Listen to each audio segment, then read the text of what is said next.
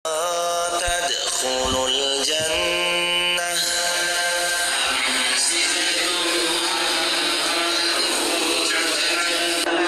ولما يعلم الله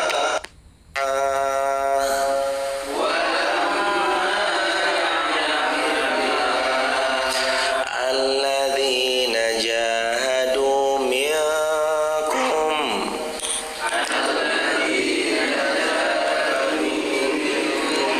ويعلم الصابرين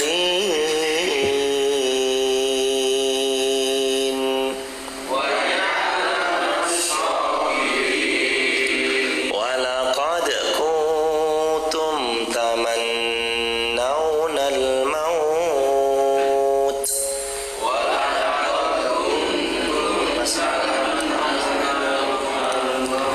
من قبل أن تلقوه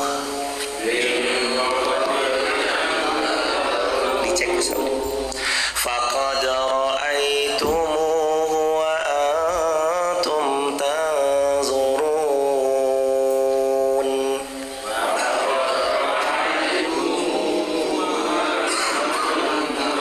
144 terakhir wa ma Muhammadun illa rasul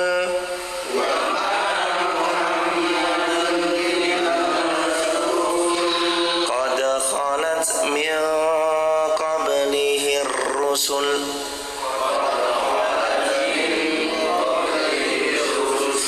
afa imma aw qutila qalabtum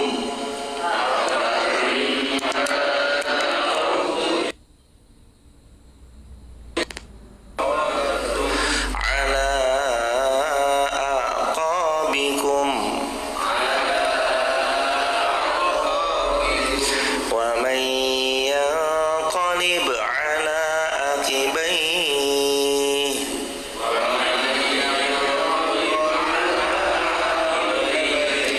falan yadurra Allah syai'an wa sayajzillahu syakirin.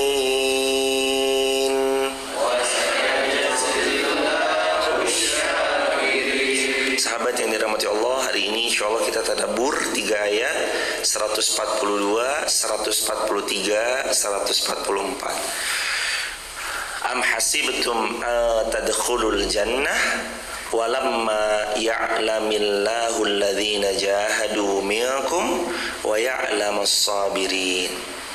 Apakah kalian mengira bahwa dengan mudahnya kalian masuk syurganya Allah, padahal belum nyata bagi orang-orang yang berjihad di antara kalian dan belum nyata orang-orang yang sabar? Allah berfirman di ayat ini, apakah kita mengira bahwa kita masuk syurga dengan mudah? Kata para ulama, ayat ini adalah ayat agar manusia itu mengingat syurga penuh dengan perjuangan. Maka ada hadis penguat, yaqulu Nabi sallallahu alaihi wasallam, sabda Nabi, sungguh syurga itu diliputi dengan sesuatu yang tidak mengenakkan syahwat. Huffatul jannah bil makarih. Sabda Nabi, syurga itu diliputi dengan sesuatu yang syahwat itu membencinya. Wa huffatun nar, dan neraka itu diliputi oleh dengan sesuatu yang sangat disenangi oleh syahwat, hawa nafsu. Makanya Allah berfirman, am hasibatum an tadkhulul jannah. Apakah kalian mengira kalian bisa masuk surga dengan begitu mudahnya? Ada dua pandangan para ulama. Yang pertama, surga butuh perjuangan untuk meraihnya. Yang kedua, tidak ada yang boleh menyepelekan tentang bagaimana ia berusaha untuk masuk surga. Wes gampang. Betul, kita harus enjoy, kita harus santai, kita harus senang. Sebagaimana itu juga firman Allah dalam Al-Quran. Qul bi fadlillah بفضل الله وبرحمته fabidzalika falyafrahu huwa khairum mimma yajma'un. Allah berfirman, qul, katakanlah, bifadlillah, karena fadl dari Allah, keutamaan dari Allah, wa birahmatihi, karena rahmat dan kasih sayangnya Allah kepada kita, fabidzalika falyafrahu, kamu tuh harusnya bahagia. Yafrahu, kamu tuh harusnya senang hidupnya. Ini senang di sini bukan arti dari ayat fabidzalika falyafrahu, kamu udah senang-senang aja. Bukan berarti kita seenak kehendak kita tanpa taat pada Allahnya, bukan. Fabidzalika falyafrahu bukan berarti terus kita seenak hati dan seenak kehendak kita bermaksiat sama Allah tanpa mau mentaati syariat Allah, bukan. Maksud dari kata-kata fabidzalika falyafrahu, maksud daripada ayat ini adalah kamu harusnya senang, kamu harusnya bahagia kalau kamu taat kepada Allah Subhanahu wa ta'ala. Jadi sumber ketenangan, kebahagiaan, kesenangan itu adalah taat kepada Allah. Makanya orang yang dapat fadl, dapat rahmat itu senang. Kenapa dia dapat fadl? Kenapa dia dapat rahmat? Karena dia taat sama Allah. Kembali ke ayat ini jemaah. Jadi dua pandangan ulama. Yang pertama, syurga butuh perjuangan. Yang kedua, syurga tidak boleh disepelekan. Gampang. Tar juga semuanya, betul. Tapi nggak boleh dia menyepelekan hingga amal-amal wajibnya dia tinggalkan. Kan sumber dari banyaknya kekeliruan menyepelekan kebaikan yang walaupun kecil.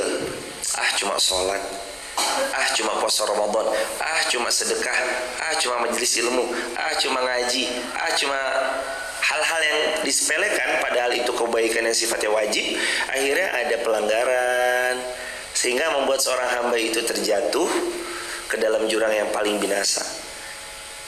Dan kenapa juga para ulama itu bilang ayat ini am hasibtum tadkhulul jannah, apakah kalian mengira kalian masuk surga dengan begitu mudahnya?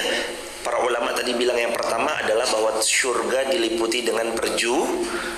Sabda Nabi digenapkan di dalam hadis riwayat Imam Ahmad, ala inna sil'atallaha hiyal ghaliyah, ala inna sil'atallahal jannah. Ketahuilah yang Allah tawarkan atas kalian itu mahal harganya, dan yang Allah tawarkan kepada kalian adalah surganya Allah Subhanahu wa ta'ala. Yang Allah tawarkan kepada kita tuh mahal jemaah. Allah tawarkan kepada kita surga jemaah. Hadis Nabi, ala inna sil'atallaha hiyal ghaliyah, ala inna sil'atallahal jannah. Yang Allah tawarkan kepada kita tuh mahal harganya, dan tidak mungkin sesuatu yang mahal itu diraih dengan gampang. Perlu menyelami dalamnya samudera untuk mendapatkan sebuah mutiara. Gambaran dari itu butuh perjuangan yang hebat, usaha dan pengorbanan yang dahsyat untuk mendapatkan sesuatu yang berkilau. Nggak mungkin sesuatu yang hebat dalam sekali waktu bisa kita mudah dapatkan, itu nggak mungkin. Semua butuh perjuangan. Makanya Imam Syafi'i rahimahullah pernah mengatakan, tidak bisa ilmu didapat dengan raihatal jasad. Dengan jasad kita itu leha-leha, santai-santai. Nggak bisa ilmu didapat dengan santai-santai. Ilmu didapat dengan zakaun wa hirsun wa ijtihadun wa dirhamun wa suhbatu ustadzin wa tulu zamanin. Ilmu itu harus dengan kecerdasan, analisa, kefokusan. Wa hirsun, ilmu itu harus semangat. Hirsun, ihris, dia harus semangat. Wajtihadun, dia harus sungguh-sungguh, ada ijtihad, kesungguhan yang nyata. Dia bangun, dia pergi, memperjalankan motornya, mobilnya, kakinya. Wadirhamun, ilmu itu diraih butuh modal. Membeli mejanya, membeli kitabnya, membeli penanya, membeli paket datanya untuk live streaming di rumah. Wa suhbatu ustadzin, ada respect kepada gurunya. Suhbah itu juga bisa berarti dia mensahabati ustadzin, gurunya.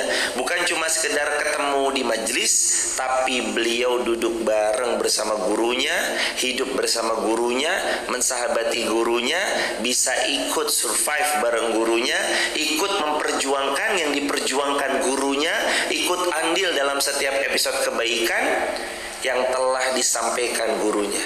Itu namanya suhbatu ustadzin. Watulu zamanin, yang keenam, masanya panjang. Itulah untuk mendapatkan ilmu, sesuatu yang panjang, enggak instan. Kita belajar enggak dalam satu kali pertemuan, tapi kita belajar sepanjang hayat. Ada kalimat menuntut ilmu itu minal mahdi ilal lahdi. Menuntut ilmu itu sejak kita dalam buayan sampai nanti kita masuk ke liang lahat. Gak mungkin itu didapat dengan mudah, harus ada perjuangan. Makanya Allah mengingatkan, am hasibtum an tadkhulul jannah, am hasibtum an tadkhulul jannah. Apakah kalian mengira kalian masuk surga dengan begitu mudahnya?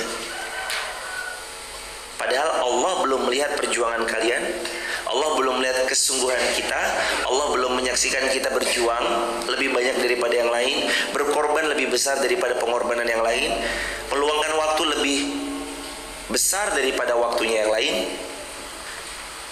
Am hasibtum tadkhulul jannah, emangnya kalian mengira surga itu murah dan mudah memasukinya?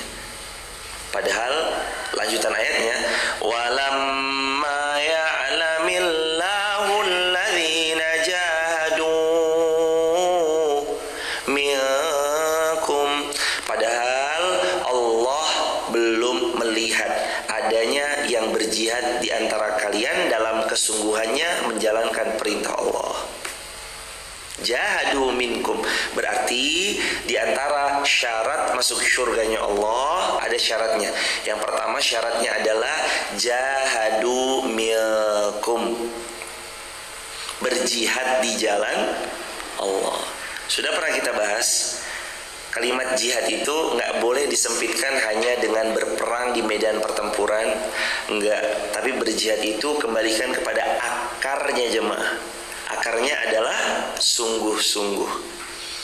Jamaah yang sekarang jamaah lihat, yang di sebelah sana ada pohon mangga, lalu mangganya sedang berbuah. Di sebelah sana mungkin ada pohon yang lain dan buahnya sudah kelihatan di hari ini. Itu jangan dilihat cuma buahnya aja. Yang jauh lebih penting daripada itu akarnya, hadirin. Hari ini jangan dilihat ini orang ini begini, orang ini begini, enggak. Di balik orang ini sekarang menjadi siapa dia atau dengan apa yang dia punya, ada akarnya jemaah. Jadi di antara syarat agar Allah Subhanahu wa taala memasukkan kita semua ke dalam surga, nomor yang pertama, Allah ingin lihat kita jahadu minkum, bersungguh-sungguh menjalankan ketaatan kepada Allah Subhanahu wa taala. Dan kesungguhan itu 3 syaratnya. Yang pertama, ikhlas karena Allah Subhanahu wa taala. Yang kedua, berkorban sepenuh jiwa dan raga. Yang ketiga, orang disebut sungguh-sungguh itu kalau dia menjalankannya secara konsisten. Jadi yang namanya berjihad itu bukan cuma sungguh-sungguh di awal sampai ada peribahasa hangat-hangat kotoran ayam. Hangatnya di awal, sisanya udah gak hangat lagi. Bukan berarti terus kemudian semangatnya cuma di awal, semangat berjihad, semangat berjuang, tapi mereka menjaga konsistensinya dari awal sampai akhir. Maka 3 syarat kita disebut bersungguh-sungguh dalam menjalankan perintah. 1, ikhlas semuanya karena Allah. Yang kedua, dia totalitas berkorban, raga maupun jiwanya. Jadi ya semuanya itu dia korbanin. Hartanya dia korbanin, waktunya dia korbanin, Kalau dia melihat ada sesuatu yang dia mampu dan dia punyai, bisa dia korbankan, dia nggak akan sungkan dan segan untuk mengorbankan itu semua. Itu namanya orang yang sungguh-sungguh.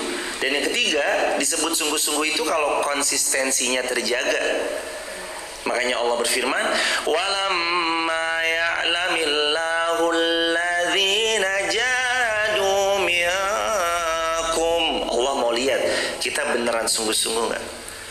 Kesungguhan itu nggak sekali waktu. Sekarang belajar, besok enggak. Atau sekarang sedekah, besok enggak. Atau sekarang membagikan ilmunya, besok enggak. Atau sekarang kita berangkat untuk beramal sholih, besok enggak. Enggak. Tapi kesungguhan itu rutinitasnya terjaga, mengorbankan jiwa dan raga, dan hanya untuk Allah mereka melakukan itu semua. Jihad. Nabi SAW salah satu yang paling melekat karakter dalam diri beliau itu, beliau orangnya sungguh-sungguh jemaah. Dengan 3 aspek tadi. Kalau untuk Allah jangan ditanya.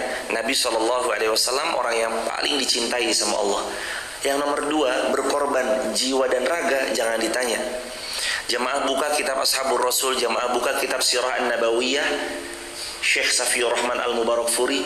Jemaah buka banyak kitab-kitab referensi. Salah satunya adalah Wada'ar Rasuli Ummati, perpisahan baginda Rasulullah SAW bersama umatnya. Syama'il Muhammadiyah wal Akhlaqin Nabawiyah wal Adab Islamiyah. Jemaah buka kitab-kitab Maghazi.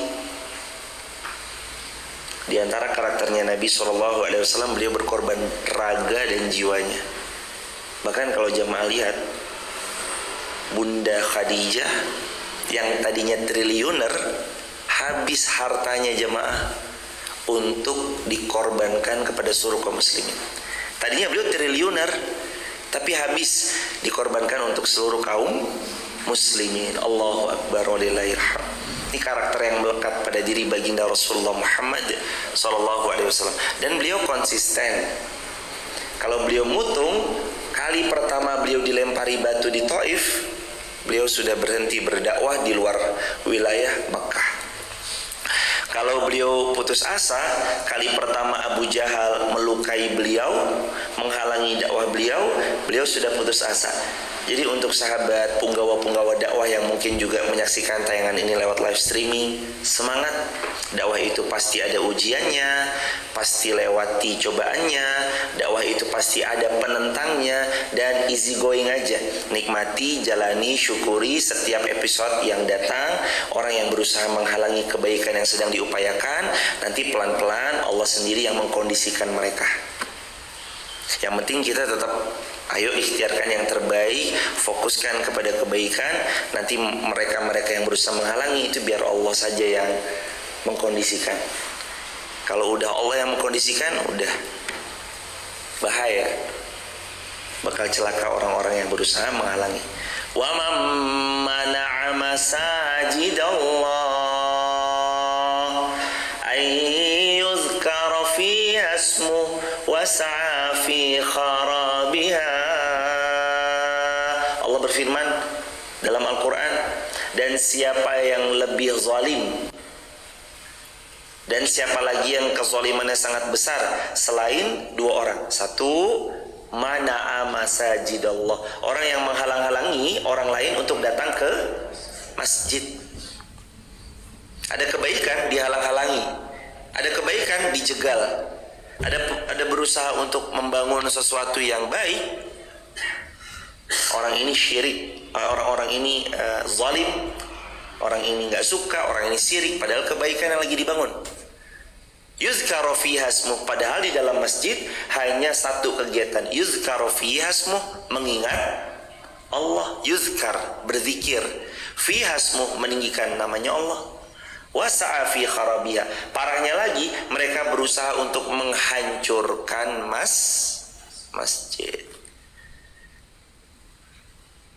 Pasti akan dilewati ujian itu, tapi bersabar aja, jalani aja, syukuri aja, tetap fokus pada kebaikan. Kalau memang Allah yang kita tuju, Allah sendiri yang akan mengkondisikan orang-orang yang zalim itu. Dan makar mereka tidak akan pernah lebih baik dari makarnya Allah kepada mereka yang berbuat makar itu. Dan Nabi adalah orang yang sudah memberi contoh kepada kita bahwa sabarnya berdampak baik. Abu Jahalnya zalim kepada Nabi, anaknya Ikrimah bin Abi Jahal tunduk kepada baginda Nabi. Al-Walid bin Mughirah zalim, anaknya Khalid bin Walid tunduk kepada syariat. Nabi sudah mencontohkan kepada kita lebih dulu. Hari ini kalau ada orang yang zalim menghalangi Anda dalam kebaikan, doain. Dianya mungkin zalim, tapi besok anaknya boleh jadi menjadi penolong agama Allah Subhanahu wa taala. Ciri yang kedua, wa ya'lamas sabirin. Supaya Allah memasukkan kita ke dalam syurganya Allah, ada syarat yang kedua dalam ayat ini adalah wa ya'lamas sabirin. Allah mau kita sabar. Makanya kalau jamaah lihat, ada kalimat-kalimat syurga itu, sambutan hangatnya penghuni-penghuni syurga kepada sambutan hangatnya malaikat-malaikat kepada para penghuni syurga itu adalah salamun alaikum bima apa? Salamun alaikum bima sabartum fa ni'ma uqbaddar. Keselamatan, kesejahteraan atas kalian karena kalian masuk ke dalam syurga. Bima sabartum, karena apa? Kesabarannya kalian. Jadi kunci masuk syurga itu ayat ini dua yang Allah firmankan. Yang pertama, bersungguh-sungguh. 3 aspek kesungguhan tadi sudah disebutkan. Yang kedua, sabar. Hadirin, kalau hari ini kita sedang diuji, yang membuat kita harus bersabar, itu sudah pasti jemaah. Cara Allah mendatangkan pahala yang besar kepada kita, yang boleh jadi kita nggak bisa raih pahala itu dengan sholat. Kita belum bisa meraih pahala itu dengan puasa. Tapi lewat sabar, Allah berikan pahala tanpa batas. Karena Allah berjanji, innama yuwaffas sabiruna ajrahum bighairi hisab. Siapa yang bersabar, Allah berikan pahala tanpa batas sesuai dengan kadar kesabarannya. Jamaah berdoa sama Allah, ya Allah, karuniai kami kesabaran. Besok pagi jamaah akan bertemu sama orang yang jengkelin.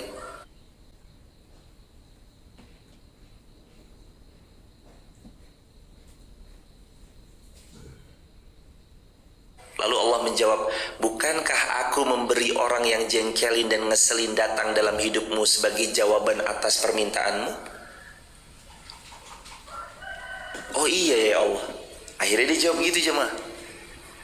Karena kan yang kita minta sabar, yang Allah datangkan adalah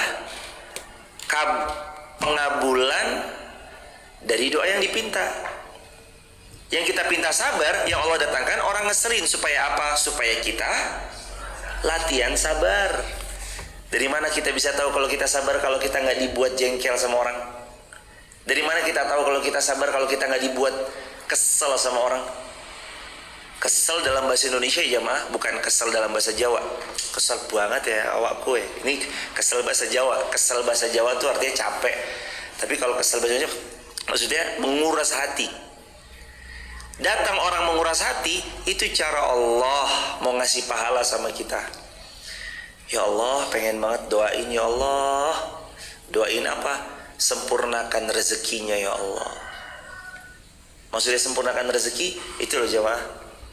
Kan sabda Nabi SAW, tidak akan dicabut nyawanya seorang hamba sebelum rezekinya sudah tertakar sempurna. Berarti kalau kita mendoakan, ya Allah sempurnakan rezekinya, berarti kita doain dia supaya cepat.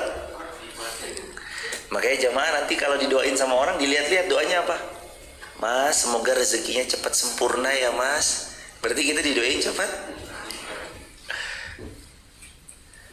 Ada dua ya jemaah. Kalau kalian mau masuk surganya Allah dengan mudah, dua dalam ayat ini. Ayat 142 yang pertama, jahadu minkum, bersungguh-sungguhlah kalian menjalankan ketaatan. Yang kedua, wa ya'lamus sabirin, bersabarlah kalian kepada Allah. Sabar dibahas kemarin ada 3. Sabar yang pertama, sabar terhadap perintah. Sabar yang kedua, menjauhi larangan. Sabar dalam menjauhi larangan. Sabar yang ketiga, sabar dalam menghadapi ujian. Sholat butuh sabar, ngaji gini butuh sabar. Banyak kebaikan-kebaikan itu butuh sabar, dengan nafas sabar yang panjang. Karena kita nggak akan pernah bisa langgeng beramal soleh kalau kita nggak sabar. Membangun manusia, apalagi jemaah. Anda dalam waktu 2 tahun, bangunan bisa kokoh berdiri, tapi tidak dengan manusia. Waktu 2 tahun tuh waktu yang sangat sebentar untuk membangun manusia. Rasulullah membangun manusia sejak Rasulullah SAW diangkat menjadi Nabi dan Rasul umur 40 tahun. Sejak saat itu Nabi mulai membangun manusia. 40 ke bawah Nabi membangun diri beliau, sampai-sampai beliau mendapatkan gelar Al-Amin. Umur 40 tahun menerima risalah kenabian, risalah kerasulan, Nabi mendakwahkan, membangun manusia. Berapa tahun dakwahnya Nabi? 13 tahun di Mekah, 10 tahun di Madinah, total kurang lebih 23 tahun. Itu hanya fokus membangun manusia. Kalau manusia semulia Nabi SAW membutuhkan waktu 23 tahun, kalau kita manusia biasa pasti lebih. Kalau sekelas semulia baginda Nabi SAW waktunya adalah 23 tahun, kita yang penuh dengan kelemahan, kekurangan, banyak keterbatasan, ilmu kita bukan bimbingan wahyu dari Allah, pasti lebih. Membangun manusia tak semudah membangun bangunan fisik. Fisik terlihat. Salah sedikit, mencong, gak lurus, mas, tukang, tolong dibenerin. Mas, ini kurang tepat. Mas, ini warnanya salah. Diganti bisa dalam waktu sekejapan. Catnya ganti warna, silakan tolong beli cat mereknya ini, serinya ini, dicat, diganti, semuanya bisa dalam sekejapan. Tapi tidak dengan manusia. Salah, benerinnya luar biasa. Gak cukup dalam waktu setahun. Salah berpikir gak cukup dibenarkan hanya dengan diskusi semalam, tapi dia harus terus dijaga konsistensinya. Karena manusia itu punya kecenderungan, innan nafsa la ammaratum bisu. Dalam Quran surah Yusuf ayat 53 Allah berfirman, manusia itu hawa nafsunya cenderung menghantarkan dia berbuat yang buruk.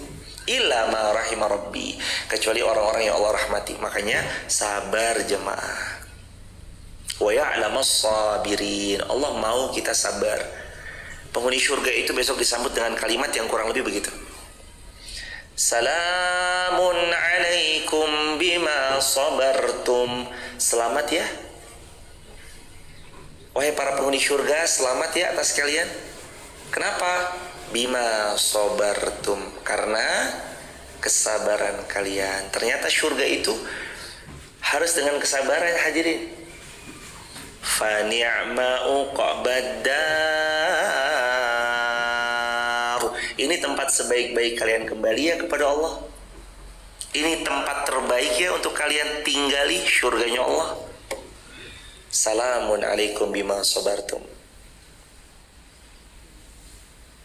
Itulah ucapan malaikat kepada para penghuni surganya Allah, karena sabarnya mereka. Mari kita lanjut, kita beranjak ke ayat 143. Teman-teman silakan ditulis di kolom komentar biar yang baru bergabung bisa langsung menikmati. Ali Imran 143. Walaqad kuntum tamannawna al-mauta min qabli an talqawh faqad ra'aytumuhu wa antum tanzurun. Dan kamu benar-benar mengharapkan mati syahid sebelum kamu menghadapinya, maka sekarang sungguh kamu telah melihatnya dan kamu menyaksikannya. Syarat yang ketiga masuk surganya Allah, ini yang sering dibahas, berharaplah kepada Allah agar kita mati syahid.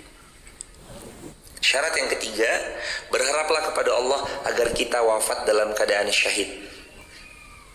Asy-syuhada'u khamsatun, al-mabtun wal Sabda Nabi, asy-syuhada'u khamsatun. Orang yang mati syahid itu ada 5. Al-mabtun, wal-mat'un, wal-gharik, wa sahibul hadam, wa jihadu fi sabilillah. Yaqulu Nabi SAW, orang yang mati syahid itu ada 5. Yang pertama, al-mabtun, orang yang sakit perutnya. Di antara sakit perutnya itu adalah ibu yang hamil lalu melahirkan dan beliau wafat. Syahid. Yang kedua, wal mat'un, orang yang terkena penyakit taun, wabah. Insyaallah syahid. Yang ketiga, wal gharik, orang yang mati dalam keadaan tenggelam, insyaallah syahid. Tentu nanti ini semuanya dilihat juga dengan track recordnya hidup selama semasa hidupnya jemaah. Begitu. Yang keempat, wasahibul hadam, orang yang mati karena tertimpa reruntuhan bangunan. Yang kelima, wajihadu fi sabilillah, dan orang-orang yang memang berjihad di jalan Allah. Ini sabda Nabi SAW dalam riwayat Imam Muslim atau riwayat yang lainnya, au kama qala Nabi SAW. Jadi hadirin jamaah yang dirahmati Allah, jangan ragu-ragu kalau melihat orang ada tenggelam, tertimpa runtuhan bangunan, orang ini mati karena wabah, orang ini mati karena sakit dalam perutnya, baik itu melahirkan ataupun sakit dalam perutnya, berbaik sangkalah kepada Allah bahwa ia wafat syahid. Dan ini sabda Nabi SAW tentang hal tersebut. Namun yang paling penting dan harus kita pegang hari ini, esok dan seterusnya, berniatlah minta sungguh-sungguh kepada Allah supaya kita mati syahid. Sebagaimana sabda Nabi yang mulia SAW riwayat Muslim, man sa'alallahu ta'ala syahada bisidq ballaghahu Allahu manazil syuhada wa in mat ala firasyih. Barang siapa yang meminta kepada Allah supaya dia mati syahid dengan jujur, maka Allah akan sampaikan dia memiliki derajat mati syahid walaupun dia mati di atas ranjang atau tempat tidur. Kalaupun dia mati di atas tempat tidur, asalkan dia pernah meminta bismillahirrahmanirrahim, Allahumma sholli ala Muhammad wa ali Muhammad. Ya Allah, hamba memohon kepadamu agar hamba mati dalam keadaan syahid ya Allah. Lalu kita jujur menjemputnya supaya mati syahid, dia berjalan menuju Allah, yarhamukallah. Dia berjalan untuk ilmu, dia istiqomah dalam kebaikan, dia berjihad sesuai dengan kemampuan kapasitasnya, yang harta dengan harta, yang ilmu dengan ilmu, yang perempuan dengan berhaji dan umrah. Sebagaimana sabda Nabi SAW, ya Rasulullah, ada nggak perempuan berjihad tanpa berperang? Ada. Sabda Nabi, haji dia, umrah dia, itulah jihadnya seorang wanita. Kita sungguh-sungguh, karena sabda Nabi, man sa'alallahu ta'ala syahada bisidq, siapa yang meminta dengan jujur kepada Allah, sejujur-jujurnya dia ingin mati syahid dan diwujudkan, ballaghahu manazil syuhada, Allah pasti sampaikan dia kepada derajat kedudukan orang yang mati syahid, wa in mat, walaupun dia mati ala firasyi, di atas ranjangnya. Jujurlah jemaah. Ya Allah, wafatkan kami semua husnul khatimah, wafat mati syahid, wafat di Mekah maupun Madinah, wafat juga dalam keadaan husnul khatimah.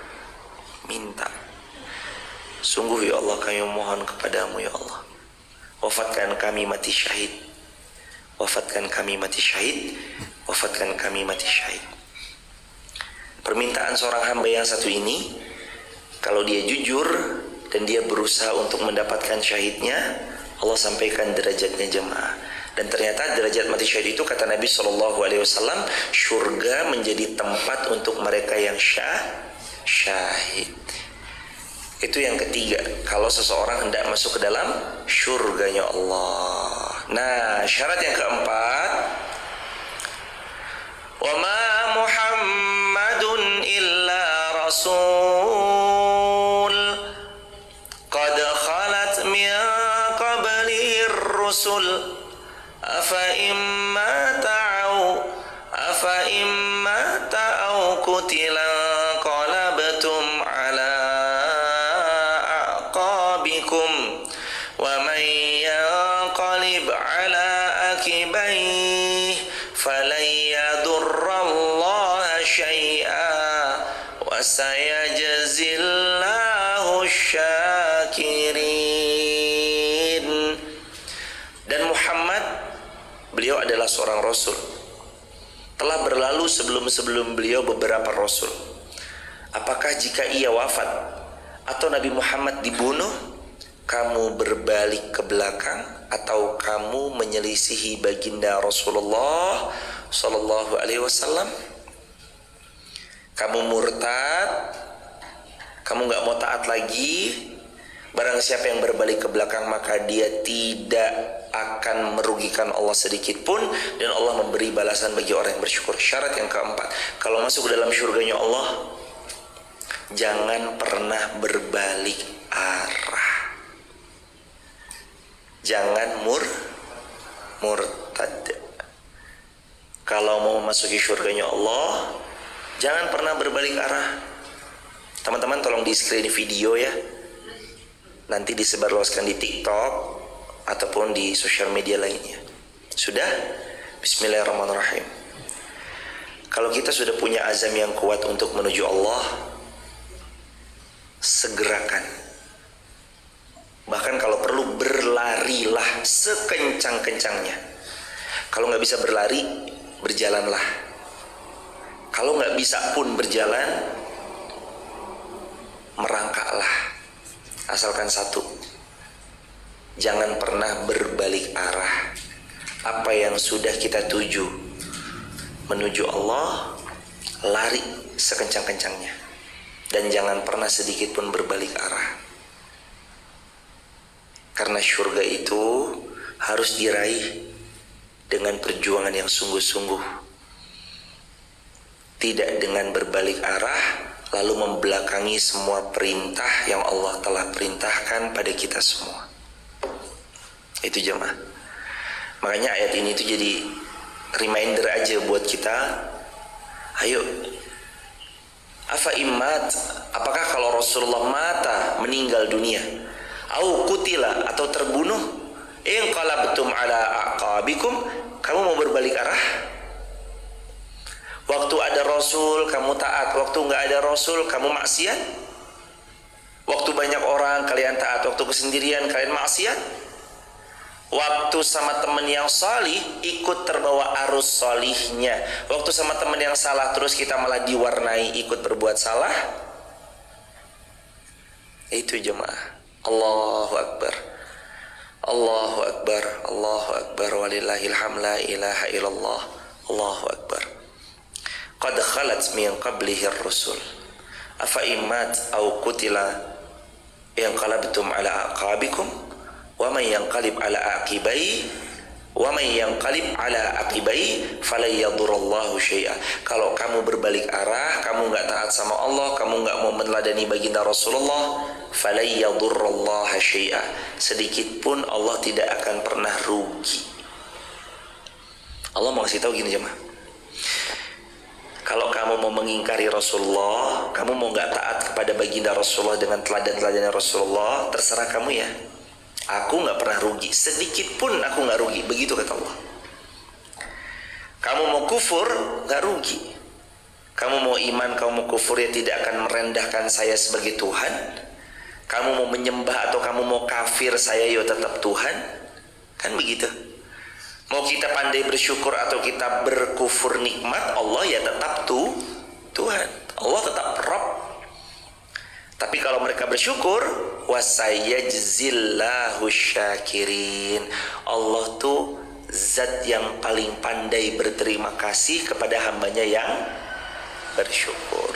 Syarat yang kelima, agar kita menjadi orang yang masuk ke dalam syurganya Allah, banyak-banyaklah bersyukur kepada Allah Subhanahu wa taala. Ini kiranya yang bisa disampaikan. Besok kita bahas 145 kalau masih diizinkan. Dan semoga ada usia ya jemaah. Rasa-rasanya hampir-hampir di antara kita tidak ada yang pernah tahu sampai berapa usia dirinya. Kadang ada yang usia muda pun serangan jantung lalu Allah wafatkan. Bahkan nggak perlu serangan jantung, tanpa alasan pun kalau Allah bilang waktunya pulang maka waktunya pulang. Mari rencanakan rencana terbaik kita untuk berpulang dengan sebaik-baik keadaan. Pulang kampung sejati, di kampung kita yang hakiki. Kampung itu bernama syurganya Allah subhanahu wa ta'ala. Amin ya rabbal alamin. Ya Allah, masukkan kami ke dalam syurga, masukkan kami ke dalam syurga, masukkan kami ke dalam syurga. Amin amin ya rabbal alamin. Barakallahu fikum. Terima kasih sudah membersamai atas segala kerendahan hati. Hanya Allah sebaik-baik memberi balasan. Barakallah barakallah barakallah. Mas Adi silakan Mas Adi. Ini lagi libur Mas Adi. Masuk.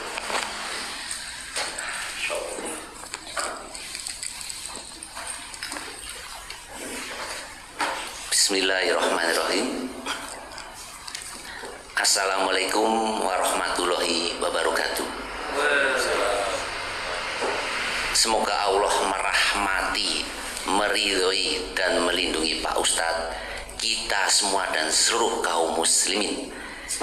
Izin satu pertanyaan Pak Ustadz, mentadaburi ayat 142 Ali Imran ini, yang artinya, apakah kamu mengira bahwa kamu akan masuk surga padahal belum nyata bagi Allah orang-orang yang berjihad bersungguh-sungguh, atau dan belum nyata bagi orang-orang yang sabar?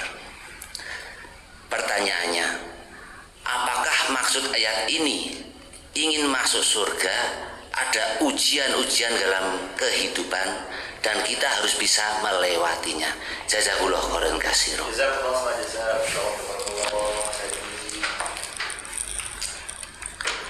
Masya Allah, tabarakallah Mas Hadi. Semoga Allah memuliakan Mas Hadi, keluarga besar beliau dan seluruh kaum muslimin dimuliakan Allah dimanapun berada. Amin ya rabbal alamin. Apakah maksud ayat tersebut Allah pasti memberikan ujian yang dahsyat dalam kehidupan kita agar kita terbukti beriman? Jawabannya iya. Agar Allah mengetahui mana yang jahadu minkum, sungguh-sungguh menjalankan perintah Allah, wa ya'lama, dan agar Allah benar-benar mengetahui sabirin, siapa yang sabar. Jadi Mas Adi bicara tentang pertanyaan beliau, goncangan yang hadir dalam kehidupan, Allah berikan ujian dari beragam sudut, dari berbagai sisi. Itu tujuannya emang agar terbukti benar nggak imannya, benar nggak jalankan ketaatannya karena aku semata atau karena cuan. Karena ada orang yang mau nyari, mohon maaf, keuntungan dari ilmu yang disampaikan. Dia baru akan menyampaikan ilmunya kalau wani piro. Kalau nggak dikasih, ilmunya nggak keluar. Kalau dikasih baru keluar.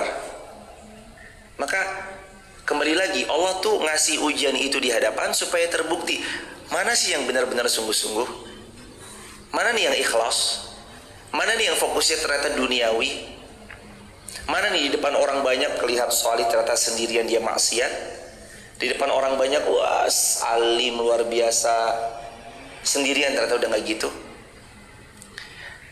Di kamera terlihat kayaknya oke, ternyata begitu kamera off, mati, akhirnya dia maksiat lagi sama Allah. Allahu Akbar walillahilham, subhanallah.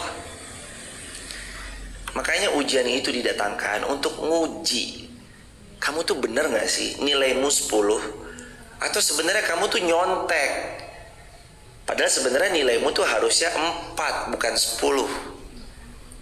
Gimana caranya Allah tahu? Ujian Allah datangkan. Lewat apa? Beragam macam. Zulzil, digoncang jiwanya. Seperti itulah Mas Hadi, supaya apa? Wa ya'lamas sabirin,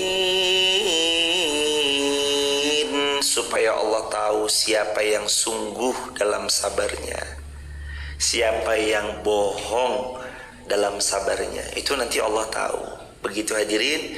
Jadi semua yang datang dalam kehidupan itu dalam rangka ujian. Ayatnya kita sudah hafal, alladzi khalaqal mauta wal hayata liyabluwakum ayyukum ahsanu amala. Ini ada kematian, ini ada kehidupan dengan beragam macam episodenya Sebenarnya Allah datangkan liyabluwakum, untuk menguji ayyukum, siapa di antara kalian semua ahsanu amala, yang paling bagus amalannya. Nanti kan Allah melihat di antara 11 orang siapa nih yang terbaik. Allah tuh tahu jemaah siapa yang ikhlas. Allah tuh tahu siapa yang curang. Allah tahu siapa yang bohong. Allah tahu siapa yang jujur. Allah tahu siapa yang tulus, siapa yang mencari profit di balik wajah tulusnya. Dan Allah tahu siapa yang benar-benar hatinya bersih. Allah tahu. Satu saat pegang kalimat ini baik-baik. Time will tell. Waktu yang akan menjawab. Orang walau difitnah sekeji apapun, kalau memang dia wangi hanya seperti nanti kayu gaharu, semakin dibakar dia akan semakin wangi. Orang kalau memang beneran tulus, orang kalau memang beneran ikhlas, semua yang dilakukan karena Allah, bukan karena cuan. Yang dilakukan karena Allah, bukan karena ingin meraih popularitas semata. Pelan-pelan Allah yang akan mengkaruniakan kebaikan demi kebaikan yang dihadirkan. Mungkin belum hari ini, mungkin belum besok atau lusa, mungkin belum 5 tahun ke depan, tapi pasti jemaah, orang-orang yang baik itu pasti akan disayang Allah, karena Allah berjanji dalam Al-Quran surah Ali Imran ayat 134. Masih ingat ayatnya? Alladzina yunfiquna fis sarra'i wad dharra wal kadhiminal ghaiz wal 'afina 'anil nas wallahu yuhibbul muhsinin. Allah akan sangat mencintai orang-orang yang berbuat baik.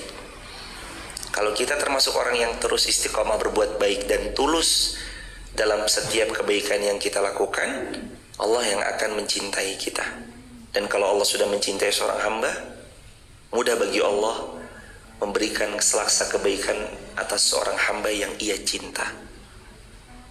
Tulus saja jemaah, ikhlas saja jemaah, gak usah hitung-hitungan. Mohon maaf sekali, setiap kebaikan yang dilakukan jangan pernah hitung-hitungan. Tolong ya ini, saya dapat apa emang, kalau jangan-jangan, udah. Kalau emang itu bab kornya kor kebaikan, udah lakuin aja jemaah. Tulus aja, udah lakuin aja.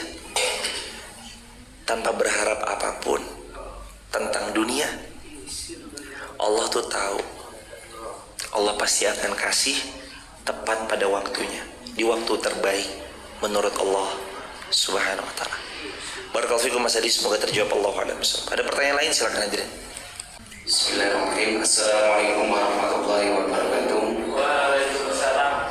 Semoga Ustaz dan jamaah dan kaum muslimin selalu diberkahi dan dirahmati Allah. Amin. Pertanyaan titipan Ustaz dari hamba Allah. Assalamualaikum warahmatullahi wabarakatuh. Ustaz, mau bertanya, ketika ada orang yang sholat berjamaah lalu dia berbuat dosa, apakah gimana pahala sholatnya?